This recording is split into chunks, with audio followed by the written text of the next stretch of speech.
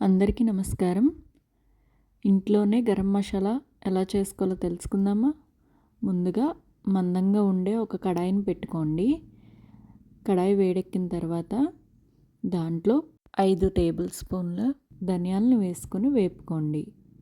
అవి కొంచెం వేగిన తర్వాత దాంట్లో 2 టేబుల్ స్పూన్ల జీలకర్రను వేసి మరలా ఒకసారి వేపుకోండి. లో ఫ్లేమ్లో పెట్టుకొని వేపుకోవాలి. దాంట్లో 10 యాలకులను వేసుకోండి.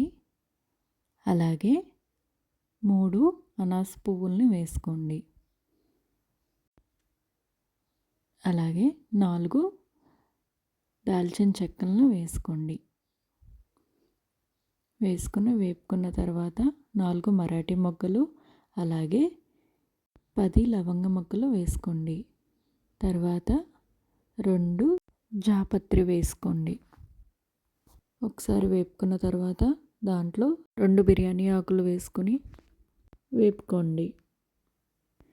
ఒకసారి వేపుకున్న తర్వాత దాంట్లో ఒక 10 మిరియాలని వేసుకొని వేపుకోండి.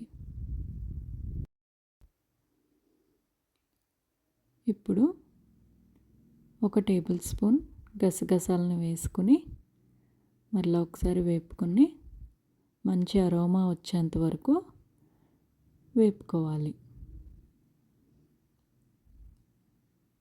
ఇప్పుడు స్టవ్ ఆఫ్ చేసి పూర్తిగా చల్లారిన తర్వాత మిక్సీ గిన్నెలో వేసుకొని మెత్తని పౌడర్లా మిక్సీ పట్టుకోండి.